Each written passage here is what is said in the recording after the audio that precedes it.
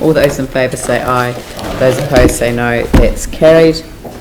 Riccarton Racecourse Development Scheme Consultation Response. You doing that one? That's me again. Yeah. Okay.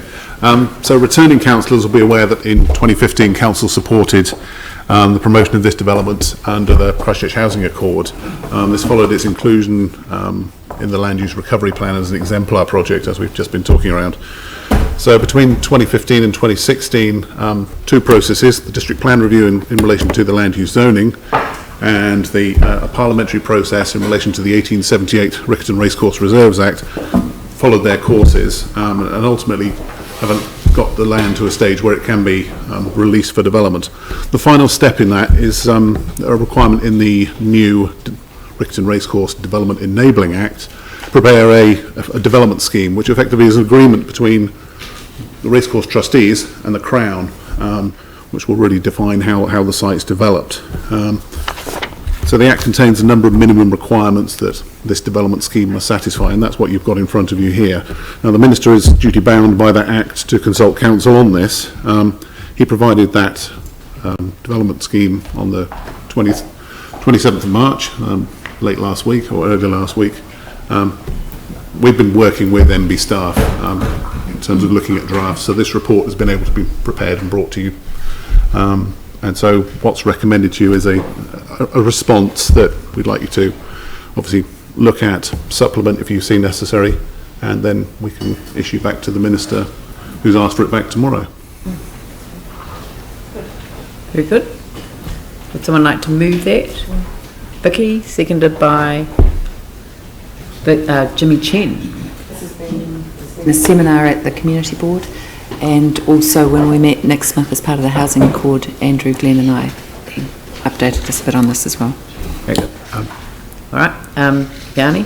Yeah, I mean, I'm really concerned, and I know you've acknowledged this in the comment, but I just don't think the affordability issue has been addressed at all, and so I don't actually support this proposal. I support us saying that it should only be done if that affordability can be met, but I don't want to give any support to a proposal that basically doesn't deliver affordable housing, and I can't see, I didn't think this was an exemplar.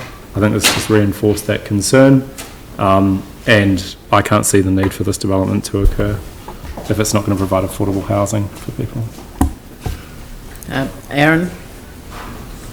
I actually echo Yanni's concerns around that, and I don't agree with the number we're using on affordable housing. He's debating. It's debate. Don't interrupt. Well, there was a number I saw of trying to keep property prices some under 450, which isn't overly affordable. That's a small percentage of the population can afford that. So I do agree with Yanni. We need some serious targets around in every neighbourhood that's developed going forward, that there are some affordable properties, because we have to pepper pot our communities, otherwise we get poor social outcomes. Dion? Yeah, I want to actually echo those same comments, and it was in the Performance and Finance Committee yesterday where we had an update where we were talking about how difficult it is to get credit, and the banks are moving away from wanting to give credit to people. So I mean, it's when you have a up to $550,000 affordable house, I couldn't even afford that. I mean, it just doesn't make sense, and I do think we need to be looking at what Glenn was saying before. What is the actual model we've got? Does it work? Do we have the right competition in the marketplace to actually deliver affordable housing? Because I mean, it's just to cost $2,000 or something like that per square metre for a house, it just doesn't make sense. It's so expensive when you go overseas and you can actually buy a house with what we earn quite easily. So I think there needs to be a lot of work done on actually what is affordable housing, and we do not have, we are relatively more affordable than the rest of the country at the moment, which is good, but the rest of the country is absolutely out of the reach of most New Zealanders, and it's not good. It's not good enough. So from that basis, I really can't understand why they say up to $550,000 is affordable. Glenn? Yeah, I think what it does make this doubly difficult is using that affordability measure in association with the lending restrictions. So a kind of a big instrument was used over speculators, but it's made it difficult for everyone to get to that position of getting on the ladder. So yeah, it really is a problem. We have our own affordability definition in our housing policy. There's a dimension of 550 as the threshold, Aaron, not 450 as well. So it's 550 or below. Yep, no, yeah, fair comments. Vicky? Andrew? I certainly hear what's been said by others, and I agree around the affordability aspect.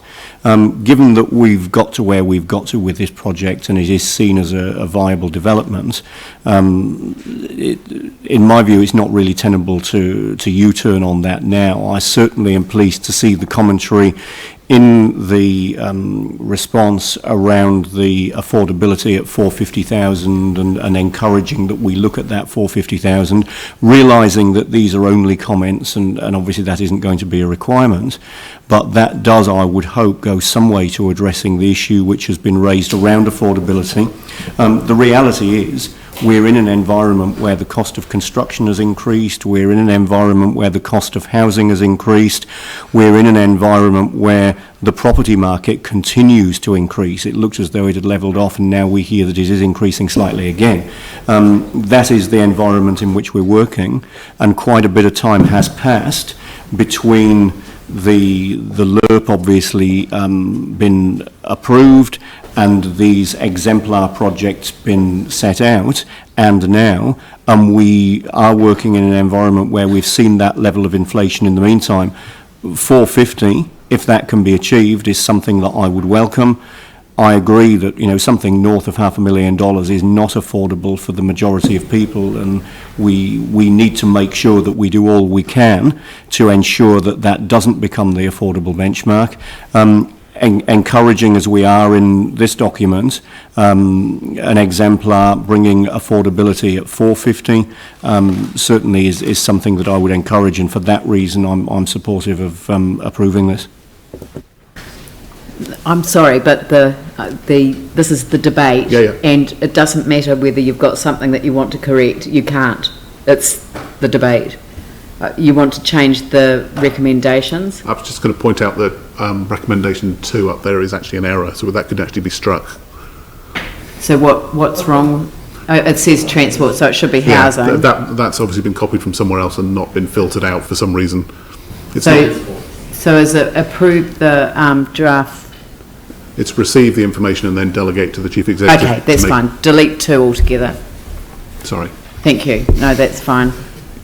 I just have to be careful. Sometimes people like to enter the debate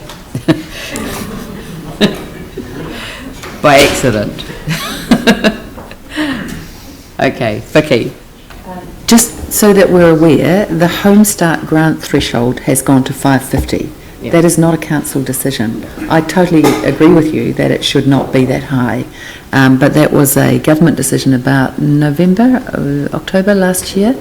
That's been made, so their affordable threshold is that, because you have to be able to access the Kiwi Home Start grant threshold to get in. That doesn't mean that every house in the development is going to be that expensive, and given that there's is it in the public meeting, the penalty? Yeah. The penalty per house is $17,000. There is a very real incentive and stick to get these houses on the market very quickly, and if they're coming onto the market now, they need to be able to meet the market now. So while I disagree completely that the Home Start grant threshold should be 550,000 in Christchurch, that's what it is, and I can't change that.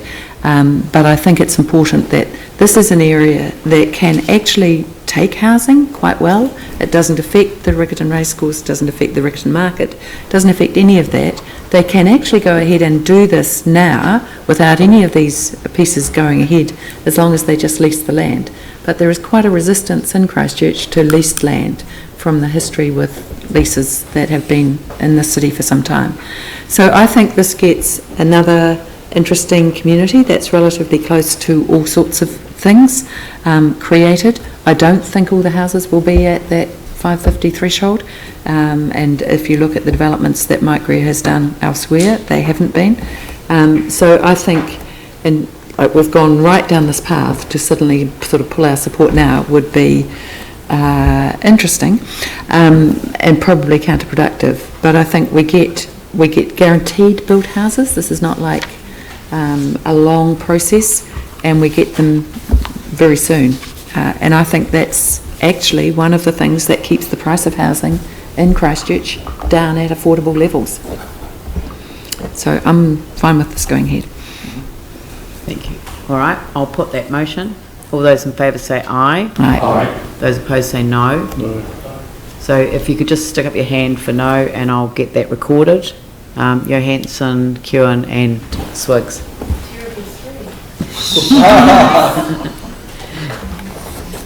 Anyway, that's